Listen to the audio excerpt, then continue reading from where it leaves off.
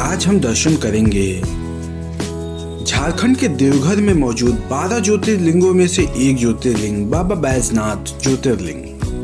नमस्ते दोस्तों, मैं सत्यपाल स्वागत करता हूं आपका अपने चैनल नमस्ते सत्यपाल पर। इस वीडियो में मैं आपको बताने वाला हूं आपको देवघर कैसे पहुंचना है, बाबा बैजनाथ धाम के दर्शन कैसे करना है, देवघर में रुकने की क्या व्यवस्था है, बैजनाथ धाम में दर्शन करने में कितना समय लगेगा और हम ये भी जानेंगे बासुकीनाथ कैसे दर्शन करना है।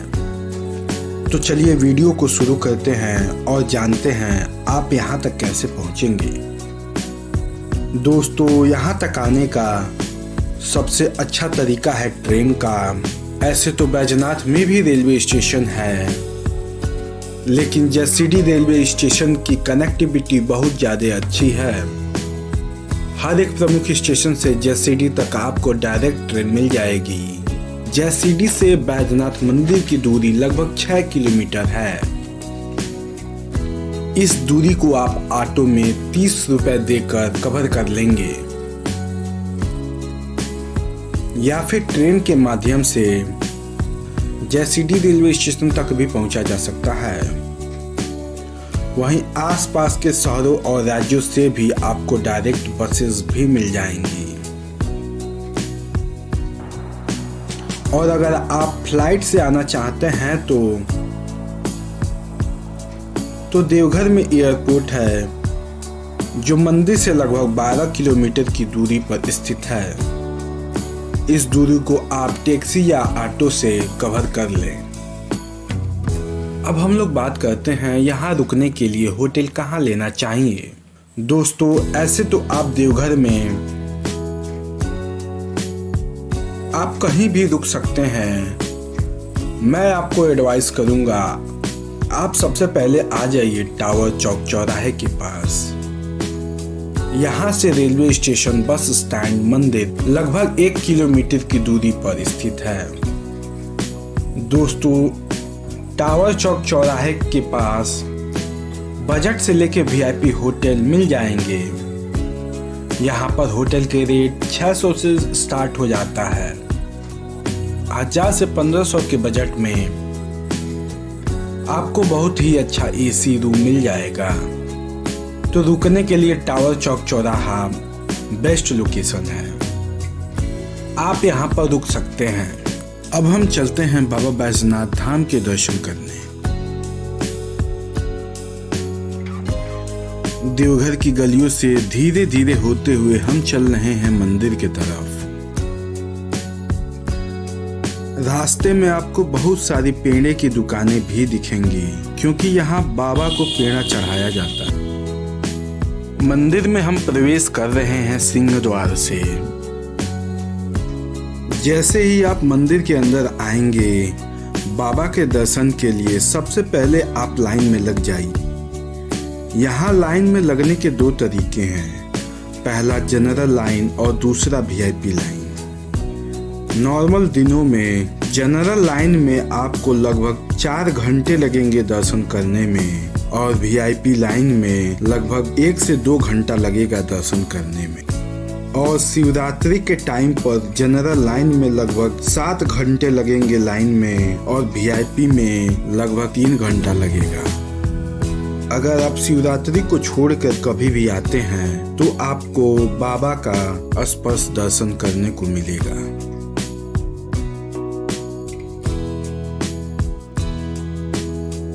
यहाँ बाबा को बैजनाथ धाम, बैद्यनाथ धाम और बाबा धाम के नाम से भी जाना जाता है।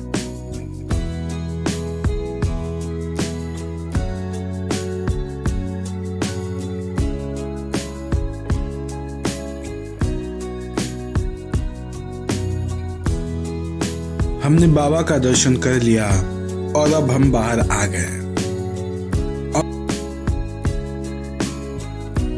अब हम चल रहे हैं माता पार्वती के दर्शन करने। ये जो आप देख रहे हैं, बाबा के मंदिर से माता के मंदिर तक धागा बंधा हुआ, इसे गठबंधन कहते हैं। जब लोगों की इच्छा पूरी हो जाती है तब वो लोग गठबंधन कराते हैं। बाबा के मंदिर के सामने माता पार्वती का शक्तिपीठ है, जो 51 शक्तिपीठों में से एक है। यहाँ माता का हृदय गिरा था।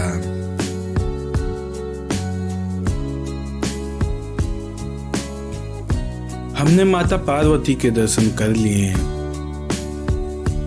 अब हम चल रहे हैं मंदिर प्रांगण के अंदर।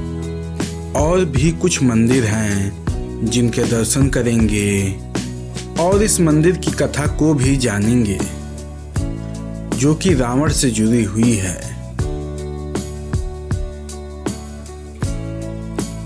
एक बार रावण के मन में इच्छा हुई कि वो अपनी लंका में भगवान शिव को स्थापित करे।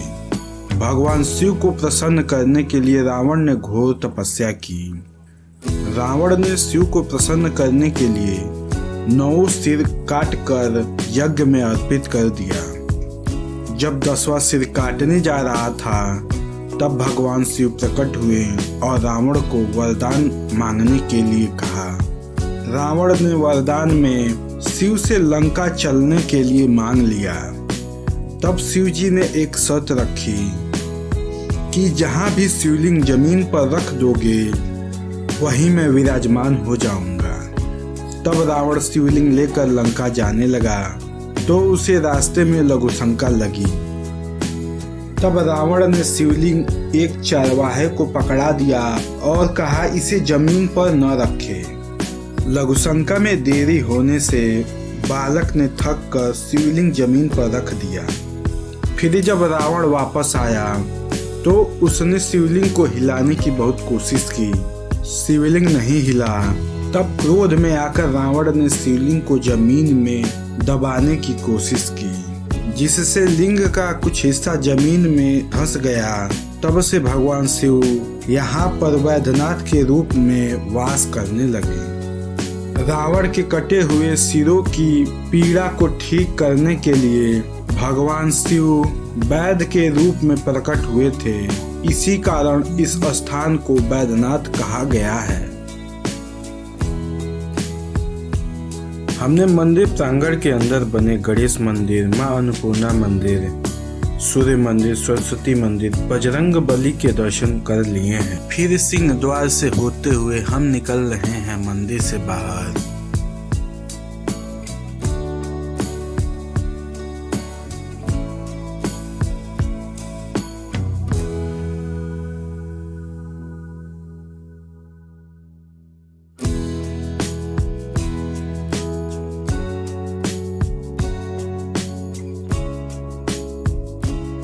अब हम चल रहे हैं शिवगंगा की तरफ। 2 मिनट पैदल चलने पर हम आ गए हैं शिवगंगा के पास। काफी श्रद्धालु यहाँ स्नान करने के बाद प्रस्थान करते हैं मंदिर की तरफ बाबा बैद्यनाथ के दर्शन के लिए। लघुशंका करने के बाद रावण को कोई जल का स्रोत नहीं मिला हाथ धोने के लिए। इसी स्थान पर रावण ने अपनी मुष्टि प्रहार से जल की धारा को प्रकट किया था और तभी से इसे शिव गंगा का नाम दिया गया। और लोग यहाँ स्नान करने के बाद बाबा बैद्यनाथ के दर्शन के लिए प्रस्थान करते हैं। अब समय है बासुकीनाथ दर्शन करने का। बासुकीनाथ जाने के लिए आपके पास कई विकल्प हैं। आप चाहें तो बस या ऑटो ले सकते हैं या फिर ट्रेन के माध्यम से भी जा सकते हैं। अभी हम आ गए हैं देवघर रेलवे स्टेशन पर। देवघर से 10 रुपए की टिकट लेकर हम चल दिए बासुकीनाथ की तरफ। देवघर से लगभग 50 किलोमीटर की दूरी पर मौजूद है बाबा बासुकीनाथ मंदिर। ट्रेन के माध्यम से लगभग 1.5 घंटे लगेंगे बासुकीनाथ मंदिर पहुंचने में। रास्ते में आपको त्रिकूट पर्वत का भी दर्शन करने को मिलेगा।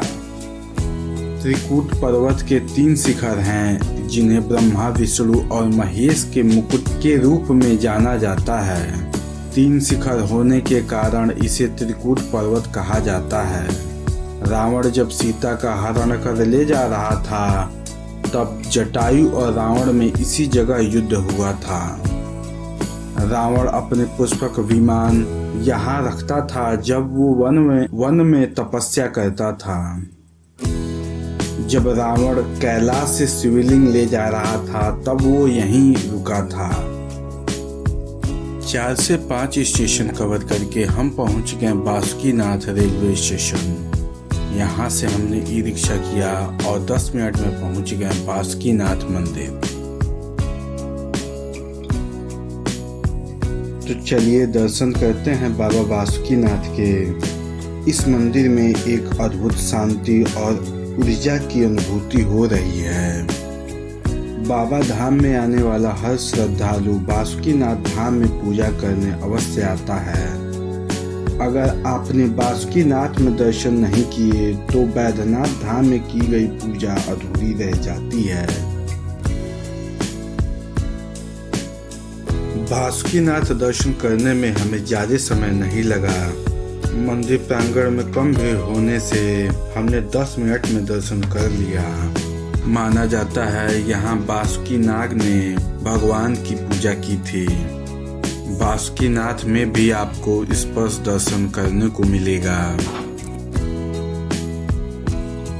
यहाँ जो भी श्रद्धालु सच्चे मन से पूजा करते हैं उनकी सभी मनोकामना पूरी होती है। बाबा बासुकीनाथ के दर्शन के पश्चात हमारी यात्रा यहीं संपन्न होती है। अगर आप लोगों के पास और समय हो तो इन जगहों पर जरूर जाएं, जैसे कि तपेश्वर नाथ मंदिर, नौलखा मंदिर, त्रिकूट पर्वत, रिखिया आश्रम, देवसंग घाट। इन स्थानों पर जाकर आपको अत्यंत शांति और आध्यात्मिक ऊर्जा की अनुभूति होगी। आप भी इस यात्रा को जरूर करें। हमारी वीडियो देखने के लिए आपका थैंक यू। अगर वीडियो अच्छी लगी हो तो लाइक शेयर सब्सक्राइब करना न भूलें।